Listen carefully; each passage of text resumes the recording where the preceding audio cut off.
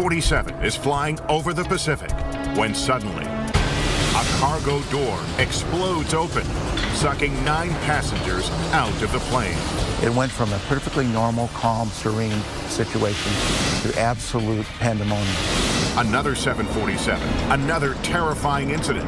The pilots struggled to control the plane for 32 minutes, but it's hopeless. They faced a condition that no pilot can possibly imagine, which is the airplane's no longer controllable. A 737 loses a giant chunk of fuselage mid-flight, causing a decompression so powerful it kills a flight attendant. I saw what I think was the stewardess's feet as she was being sucked out of the plane. A DC-10 loses an engine on takeoff, causing the plane to roll on its side and nosedive to the ground. The entire engine had physically separated from the aircraft.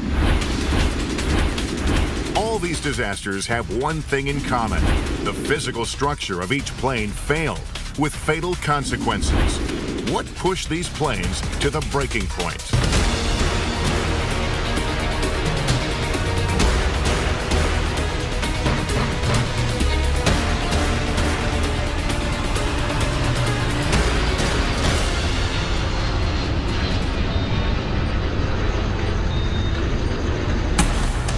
Whenever a plane goes down, it's the tragic aftermath that usually flashes over and over again around the globe.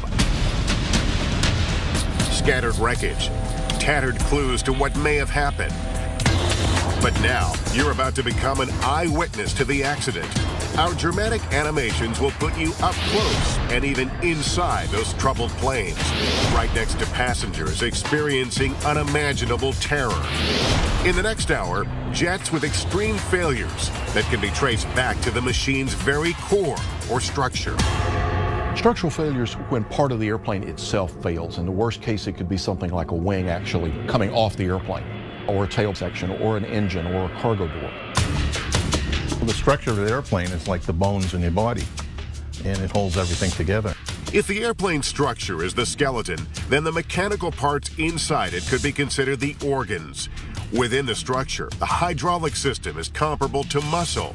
The electrical system is like the brain, and the pneumatic system like the breath. All 3 of these systems must be in working order for a plane to fly properly. Structural and mechanical failures can often be traced back to problems with the way planes are maintained or inspected. A textbook example, April 28, 1988, when a 737 famously lost part of its fuselage in midair. 1:30 p.m., Aloha Airlines Flight 243 takes off on its 9th inter-island hop of the day. The flight from Hilo to Honolulu should last just 35 minutes. But this 19-year-old Boeing 737 has a major problem. Growing cracks in its skin that are visible, yet they've gone undetected. Patricia Aubrey is sitting in row 17. We took off. Everything was normal. I always read a book when I'm flying. To fully understand what's about to happen to Aloha Flight 243, it's critical to know what an airplane goes through every time it flies. Think of the plane's fuselage as a balloon. Every time it goes up, the outside of the plane or the skin expands. That's from the cabin being pressurized so people can breathe at high altitudes where the air is thin. Then, when the plane comes down, the skin contracts. Every takeoff and landing, no matter how long or short the trip, is considered one cycle. And each cycle puts stress on an airplane, potentially causing microscopic cracks. So you have this constant pressure cycle where it expands, contracts, expands, and contracts. Over a period of time, the metal will eventually start to fatigue because of all of this expansion and contraction, just like a balloon. As the 737 climbs through 24,000 feet, the cabin pressurizes and the skin of the plane expands, just as it's supposed to. But something else expands too, those cracks in the 737's fuselage. Suddenly, there's an explosive decompression. Its force is so powerful, a flight attendant is sucked out of the plane. I saw what I think was the stewardess's feet as she was being sucked out of the plane. magazines, briefcases, shoes, you name it. Anything that wasn't tied down was going out that hole. An 18-foot section of the plane is gone. Passengers sitting nearby can see the sky above and the ocean below. All that's holding the 737 together, and just barely, are the floor beams and the plane's belly structure. About 2 rows in front of me, I could see the floor was buckling up. The plane was bending in the middle. You can't just have a very strong piece of the bottom of the airplane without having a strong piece of the top. And so when they lost that crown, it really compromised the structural integrity. The cockpit would move in one direction, and then finally the fuselage would actually bend and then follow it. So it wasn't as though it was a single piece. It actually was bending. They knew they needed on the ground. Hello, 243. Can you give me your tools on board and your fuel on board? We 86.5 members. Roger. How many do you think are injured? We have no idea. We can communicate with our flight attendants. Okay, we'll have ambulance on the way. Miraculously, the pilots managed to safely land the plane. These images of Aloha Flight 243 stun people around the globe. It doesn't seem to make any difference how many times we've seen it today. It is still amazing. An airliner with its fuselage ripped away in midair, and all but one aboard survived. It happened over Hawaii. There was no bomb exploded or anything. Just pooped like a balloon, but it exploded and the top came off. I saw that the plane was falling apart up in the front. Thought we were done. Earlier that year, the FAA had issued a routine maintenance alert for airlines to detect and repair cracks. Aloha had not yet performed those inspections on its fleet. When a passenger reports after the accident that she had seen a crack near the cabin door as she boarded the plane, it doesn't take long for investigators to figure out what's happened to the 737. It's a 1-2 punch of hot and humid weather and constant ups and downs. Unlike long-haul flights where you take off at JFK and you fly 8 hours and you land in London, that's one cycle in an 8-hour period. On these island hoppers, you could fly for 2 hours and have 20 cycles, up and down, 30-minute cycles where you pressurize the airplane, take off, fly for 15 minutes, land, then pressurize the airplane again. So the accumulative effect of the cycling of the fuselage is greater in a short period of time than on a long-haul flight where you have one pressurization cycle in an 8-hour period. That was what was really not understood until this particular accident.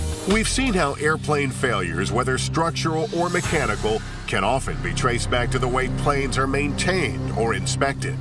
A tragic case in point, American Airlines Flight 191, the deadliest single airplane crash on U.S. soil. May 25, 1979, the Friday of Memorial Day weekend. A McDonnell Douglas DC-10 is on its way to Los Angeles from Chicago's O'Hare Airport with 258 passengers and 13 crew members on board. Melody Smith and Kim Jockel's parents are on the first leg of a trip to Hawaii. My mom and dad always had a big kickoff for summer, and so we normally would have been with them. However, they had decided about 6 months before that they were going to Hawaii. A few minutes before 3 p.m., the plane is cleared to taxi to runway 32 right. At 3:02 p.m., it's cleared for takeoff. Our investigative animations are about to turn you into an eyewitness to a horrific accident. May 25, 1979, the Friday of Memorial Day weekend. American Flight 191, a McDonnell Douglas DC-10, is on its way to Los Angeles from Chicago's O'Hare Airport. A few minutes before 3 p.m., the plane is cleared to taxi to runway 32 right. At 3:02 p.m., it's cleared for takeoff. Our investigative animations are about to turn you into an eyewitness to a horrific accident. The flight crew of Flight 191 starts their normal takeoff roll. As the airplane departs the runway on their normal climb out, they get an indication that they've got an engine failure. One of the DC-10's wing-mounted engines has ripped away from the plane, flying up and over the left wing. Gone with it are hydraulics and pneumatics, systems critical to controlling the airplane. The pilots knew they had a very serious problem. They knew the engine had failed, but they didn't know that it had actually come off the airplane. There's no indication for that. Look at this. Blew up an engine. Equipment. He blew an engine. The leading edge slats, which give the wing better lift at slow speeds during takeoff and landing, are controlled hydraulically. Now, with no hydraulic power on the left side, the left slats retract back into the wing. Which means now he has less lift on that side than he has on the opposite side, so the airplane wants to roll. An eyewitness manages to snap a photo of American 191 rolled onto its side, with its left wing pointing straight down to the ground. What happens next seals the fate of Flight 191. Pilots are trained to handle engine failures, and they did what their training taught them to do. They reduced their airspeed. But when they did that, they no longer had airflow across the flight controls. They did a very good job of trying to get control of that airplane, but they just didn't have enough altitude or enough time to do it. The plane staggers up to 325 feet. As it's rolled onto its side and now slowed down, it is uncontrollable and goes into a nosedive. American 191 Heavy, you want to come back into what runway? He's not talking to me. Yeah, he's going to lose a wing. There he goes. There he goes. Within 31 seconds of the engine severing from the plane, the DC-10 slams into a trailer park less than a mile from the runway. The entire flight has lasted just 2 minutes, but it's changed these sisters' lives forever. I can still remember you saying, there's no other way to tell you that there's been a really bad accident. Yeah, and Mom and Dad are dead. And I said, you need to find a way to come home.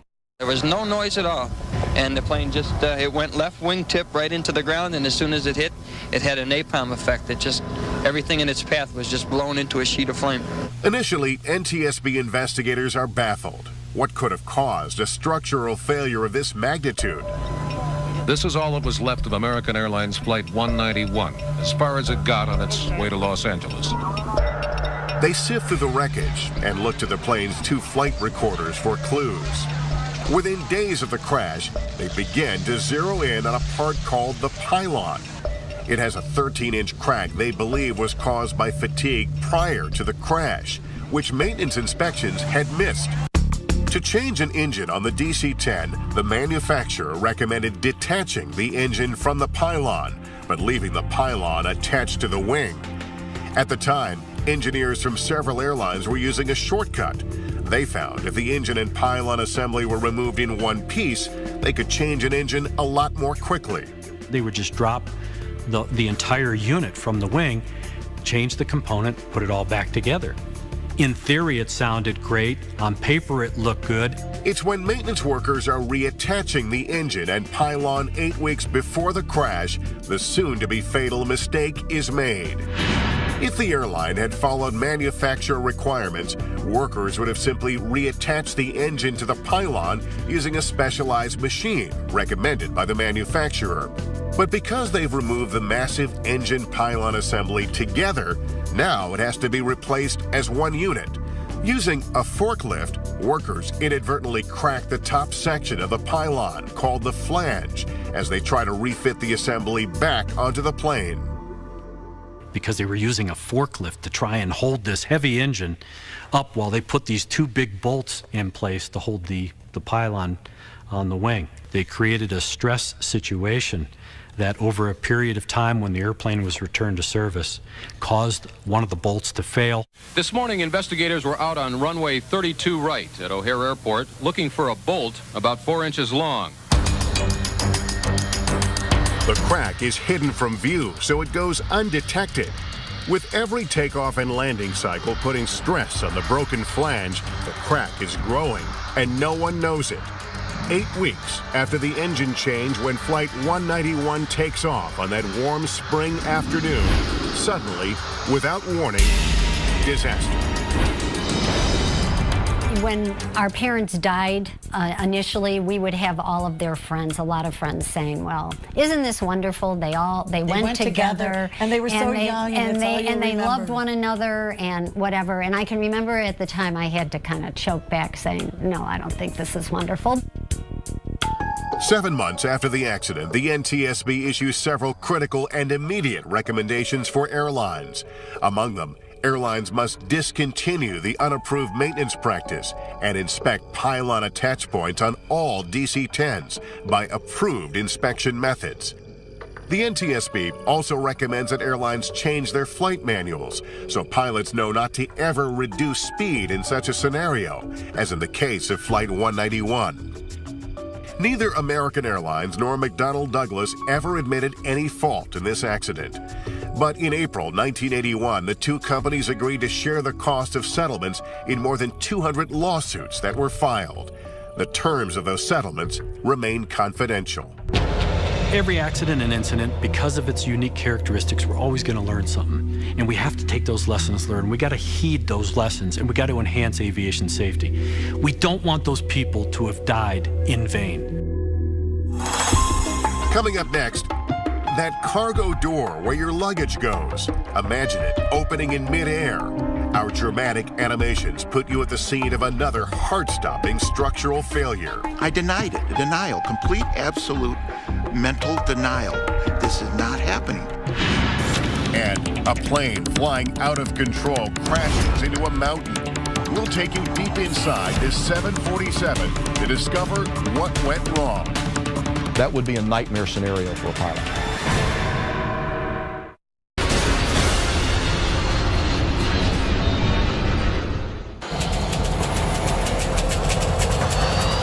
Flying requires trust that all the people involved, ground crews, mechanics, pilots, are doing what they're supposed to do, and that the airplane itself will function normally. But for the passengers of this unlucky flight, that trust is about to be shaken when a cargo door explodes open in midair.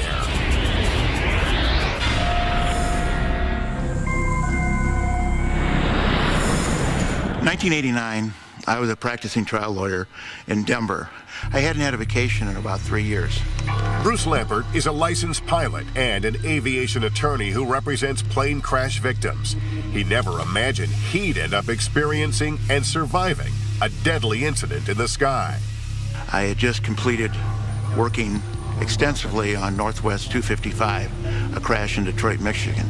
I was about to get started on a new case, Continental 1713, in Denver, Colorado, and I had a 3-week break in between those two cases. This was going to be a vacation that I would really remember. February 24th, 1989, 2 a.m. United Airlines Flight 811 is en route from Honolulu to Auckland, New Zealand. 355 people are on board for the night flight over the Pacific.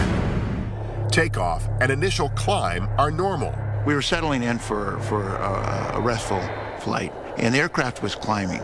But as the Boeing 747 approaches 23,000 feet, the shock of a lifetime. There was an explosion. Everything that wasn't tied down was airborne. These dramatic animations put you next to the plane as the forward right cargo door rips open in flight, slams upward, creating a gaping hole in the fuselage, and then falls from the plane. The resulting massive depressurization sucks out 2 rows of seats and 9 passengers. The door swung out. It's an outward opening door. And there's a stop that keeps it from going up all the way. But in flight, the air loads were such that it just kept going right through that stop and went all the way up and slammed against the fuselage above the door. And it actually fractured that fuselage above the door. In 1 second, their fellow passengers were sitting there with magazines and drinks with their reading lights on. And then a nanosecond later, they were gone. The structural integrity of the main deck has failed extensively. There's a 10 by 15 foot hole in the fuselage, and debris has been sucked into both engines on that side. The inboard number 3 engine is pulsing fire. Number 4 is also failing. The pilot begins a rapid descent to an altitude where passengers can breathe normally. They declared an emergency, and en route back to the airport, they had to literally shut down both the number 3 and number 4 engines. So now they're flying this big 4-engine aircraft on 2 engines. That in and of itself is a challenge for any pilot. For passengers, it's a moment of pure terror. Someone in business class manages to snap this photo as the plane is quickly descending. You know, everyone likes to think that in a stressful situation that you will act properly, you will act heroically.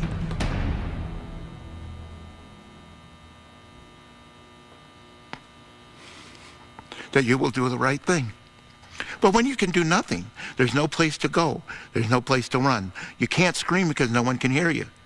So what do?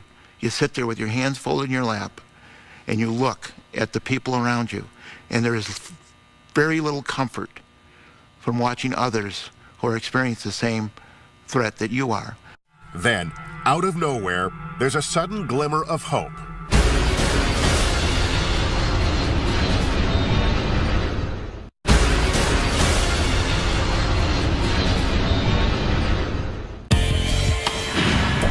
When any structural element of an airplane fails, the result can be fatal. A 747 has a cargo door blown out in mid-flight. The decompression is so powerful, it sucks 2 rows of seats and 9 passengers out of the plane in a split second. You can't scream because no one can hear you. So what do? You sit there with your hands folded in your lap and you look at the people around you, and there is very little comfort from watching others who are experiencing the same threat that you are. Then, out of nowhere, there's a sudden glimmer of hope. I remember seeing a number of the passengers on the right side pointing to the windows. And if you looked out the window, you could see there were lights. There were the lights of Honolulu, there were lights of Hawaii, and we could see land. After 20 nerve-wracking minutes, United Flight 811 touches down in Honolulu. A cheer, like a roller coaster ride, and hands were thrown up above their heads as everybody exclaimed their joy that the airplane had touched down. This photograph was taken during the evacuation. 346 surviving passengers and crew get off the plane within 1 minute. And people say, how in the world could everybody get off that quick? And I tell them we had a very highly motivated group of people. A grinding noise woke me up. There was a bang and a flash. I looked up. The whole right-hand side of the business compartment had gone. The sound of the explosion, the feeling of the explosion, and the violence of that explosion is awesome. And I hope none of you have to go through it. It's a tragedy for the families of the 9 passengers who don't survive, and a trauma for the rest. But at least it's over. This video, shot by attorney Bruce Lampert 2 weeks after the fatal accident, documents the aftermath of United Airlines Flight 811. Investigators immediately know the problem centers on the cargo door. They can tell from the gaping hole where it used to be. The key question: why did it explode open, plummeting to the Pacific Ocean below? But the key piece investigators would like to examine, the cargo door itself, is lost at sea. With no hard evidence, the NTSB issues a report 14 months after the accident. Based on previous problems with other 747 cargo doors, the report mentions a possible electrical malfunction in the cargo door locking mechanisms. Wreckage is falling out of the ceiling. But aviation insiders recall most of the blame falling on the Honolulu Airport ground crew. It's one of the most interesting stories in aviation accident investigation, because initially it was thought that the people closing the door had not done it properly and that the door had not been sealed and latched properly. A number of employees that worked for the airline had come forward after the probable cause saying, of all the individuals that work in Honolulu, this person would be the least likely to not close the door properly. He was known for being very meticulous. But absent any physical evidence to the contrary, the NTSB is bound by facts, and the best estimate of the facts at that time said that he didn't close the door properly. Is it human error, or is there another explanation? It wasn't until a year and a half later when the Navy went down and actually found the cargo door, the two pieces of the cargo door, brought them back up, and they were examined, that the real cause or the true cause of the event was identified. To follow the cargo door failure on United Flight 811, it's important to understand the two-step locking system that secures 747 cargo doors. First, a series of C-shaped latches electronically rotates around pins in the bottom of the door frame. Then, for further reinforcement, a handle moves L-shaped arms called locking sectors up against the C-latches to keep them in place. In addition, there are pins up and down both sides of the door. Normally, all of this holds the door shut, but in the case of United Flight 811, something goes horribly wrong. A forensic analysis of the door indicated that there was actually a short circuit. It's an electrical problem that had caused unexpectedly a command to unlock the door to actually come open, so that it was a design issue. Finding that cargo door obviously was critical to answering this question. It was so critical that the National Transportation Safety Board actually reissued the report with a different and more up-to-date cause, as well as causing all 747s to be redesigned to prevent this kind of failure from occurring again. So it was a case where the industry learned a very valuable lesson. The final cause, according to the NTSB, faulty wiring that allowed the properly closed door to unlatch sometime between the closing of the door and takeoff. In other words, it happened on the ground, but the ground crew didn't do it. Before this accident, there were several other documented cases of electrical problems with cargo doors on 747s. In fact, Boeing had alerted airlines to the problem, and the FAA had given airlines nearly 2 years to perform the $2,000 per door upgrade at the airline's expense. When United 811 took off on February 24, 1989, the deadline was a year away, and the problem was scheduled to be corrected by United 2 months after the accident. To this day, that angers passenger Dick Gutschall, seat 7C. There was a warning out by the FAA that that door had a problem. United chose not to correct it. That's the only thing that really bothered me, because I still fly United, I still like them. But they made a mistake there. They did not fix the problem when they could have fixed it. Aviation attorney Bruce Lampert ended up representing about 40 of his fellow passengers in lawsuits against United. Without admitting any wrongdoing, the airline did settle lawsuits for millions of dollars. As I told the lawyers for United, I would much prefer getting on an airplane where nothing happens and have no cases than to be on an airplane that blows up at 23,000 feet and represent my fellow passengers. I'll make a deal with any airline I fly on. You get me there safely, and I won't represent any passengers.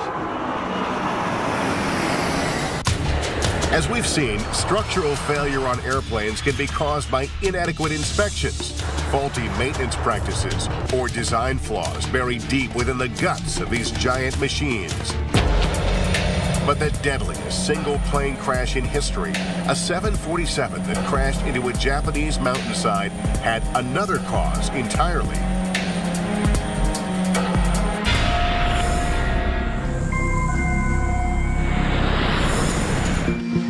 August 12, 1985, Japan Airlines Flight 123 has a staggering 524 people on board. The plane is set to fly from Tokyo to Osaka. This workhorse of a jet makes the 1-hour trip several times a day. It's like flying from New York to Boston. Suzanne Bailey's boyfriend, Akihisa Yukawa, is on board.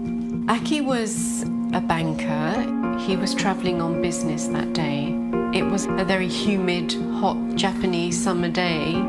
From the moment that I opened my eyes that day, and Aki did too, there was a hint of something wrong, which I couldn't explain. Also on board, Takashi Takeda's sister, Sumiko.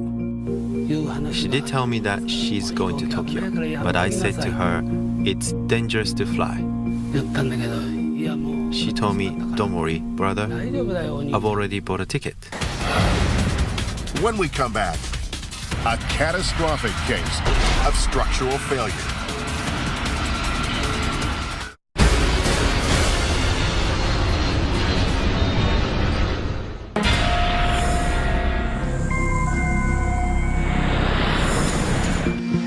August 12, 1985, Japan Airlines Flight 123 has a staggering 524 people on board. The plane is set to fly from Tokyo to Osaka.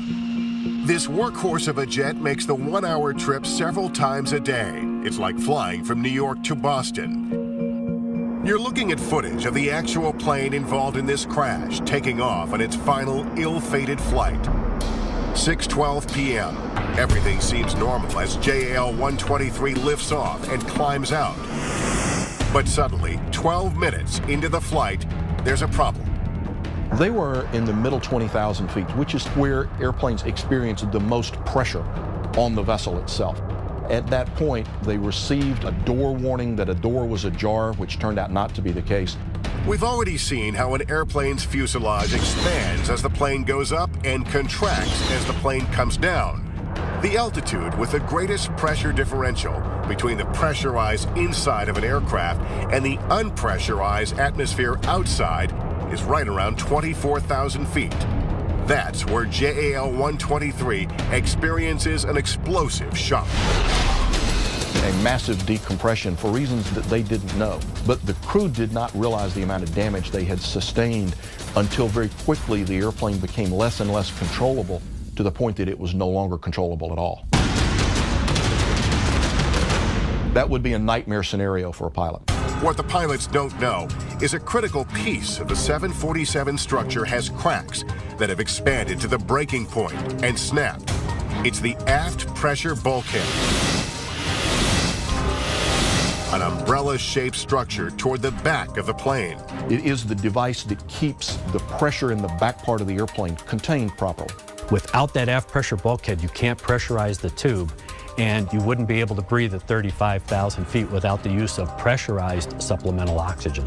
The back of the airplane is getting considerable amount of stress, not only from the pressurization, but also from the tail and all the stresses of flight. So that bulkhead is very, very robust. It is a serious piece of structure. At the moment of the decompression, all the pressurized air from the cabin needs somewhere to go. It blasts back to the cracked bulkhead, and unbeknownst to the pilots, the tremendous force blows the vertical fin and other parts of the tail section right off the giant 747. Critical hydraulic lines are severed in the process. The first officer makes several radio calls that says that we're in uncontrollable flight. We do not have control of the airplane. They're fighting literally for their lives. The airplane starts to go into what they call a phugoid, or pitch oscillations up and down, as well as Dutch roll. The airplane starts to swing back and forth. And no matter what the pilot tries to do as far as flight control inputs, he's not having an effect. The pilots fight desperately for control of the airplane for 32 terrifying minutes. They manage to keep the plane aloft, but with no hydraulics, they can't control the plane's up and down or side-to-side movement. Eyewitnesses on the ground later report the plane was flying, quote, like a staggering drunk. As JAL 123 enters a mountainous region northwest of Tokyo, the plane goes into a nosedive, falling 18,000 feet a minute. Just before 7 p.m., JAL Flight 123 drops off the radar screen. It has slammed into a mountain at nearly 400 miles an hour. These are the first daylight pictures from the site of what appears to be the worst single airliner crash ever. A Japan Airlines 747 went down in the mountains outside Tokyo. It is believed that all 524 people on board were killed. It is a tragedy with many clues tonight, but no hard answers yet. It takes rescuers half a day to get to the remote spot where Japan Airlines JAL Flight 123 has slammed into a mountain northwest of Tokyo. When investigators finally reached the crash site, they began combing the wreckage for clues. Miraculously, they find something they didn't expect. 2 women and 2 young girls have survived. The 4 people that survived the accident were seated in the very aft section of the airplane. So when the airplane struck the ground, the tail section broke from the main section of the fuselage and was thrown well away from the impact point. Takashi Takeda hoped his sister would be among the survivors. Sadly, as he discovered at a makeshift morgue, that was not the case. She only had a scar here on the chin. There was no damage to the rest of the body. I recognized her right away. Testimony from those who did survive will later prove valuable. But in the meantime, there are countless other clues to pursue. Coming up next, investigators face the grim task of piecing together the mystery. We had a catastrophic scene. We had millions of airplane parts scattered over a mountainside.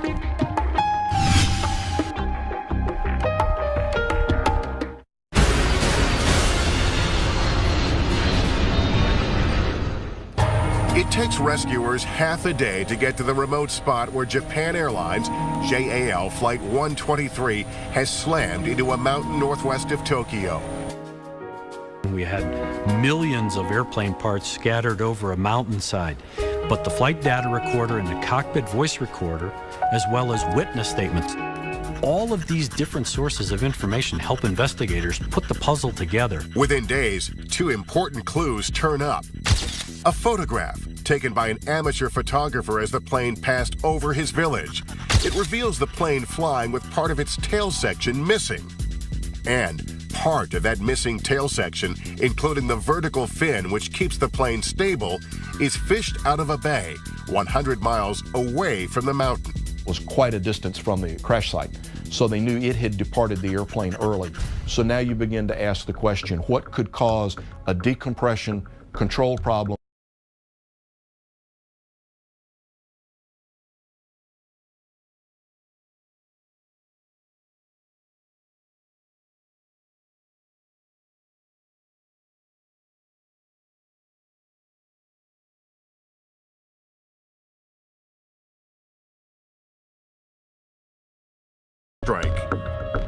A tail strike can occur in one of 2 phases of flight, either on takeoff, where the airplane is on the runway and is beginning its initial climb, or it can occur on landing, where the airplane is in a tail low, nose high attitude. Either way, it's going to create some sort of damage. The repair of the cracked bulkhead is problematic. The structure is so large, more than 15 feet across, the airplane was originally built around it. To make the fix, Boeing removes the skin of the airplane around the bulkhead, replaces the bulkhead's damaged lower half, then reinstalls the skin of the plane over it. Now the trouble. To fuse the 2 bulkhead halves, Boeing's repair calls for a single splice plate, or doubler. But with the skin of the plane back on, the doubler doesn't fit. Boeing field reps make the call to cut the piece in half.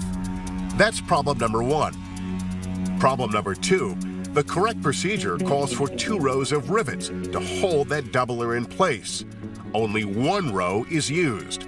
For 7 years, the single row and the split-up panel have been carrying twice the load they should have been. They decided to alter the installation procedure. It wasn't an approved procedure. The repair is certified to last 10,000 takeoff landing cycles. By the day of the crash, this particular 747 has already gone more than 12,000 cycles. The repair is inspected, but because a sealant has been used over the gap in the bulkhead, cracks developing between the rivets are not found. This plane is a ticking time bomb. Unfortunately, the repair was insufficient and cracks started to develop over the service life after the airplane was returned into passenger use. There was no proper inspection procedure as well. As JAL 123 passes through 24,000 feet, cracks begin to connect between the rivets, leading the bulkhead to fail catastrophically. It's a structural failure due not to bad airplane design, but to a faulty repair and inadequate oversight.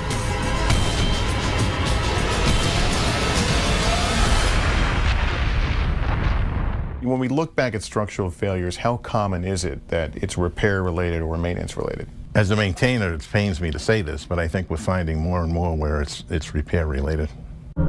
There were at least 2 suicides in the wake of this incident. A Japan Airlines employee who was working with victims' families, and an inspection engineer who issued a certificate of airworthiness for the doomed plane after the 1978 tail strike.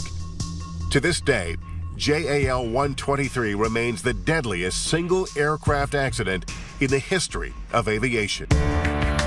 We've seen the disastrous results of airplanes that are not properly repaired, maintained, or inspected.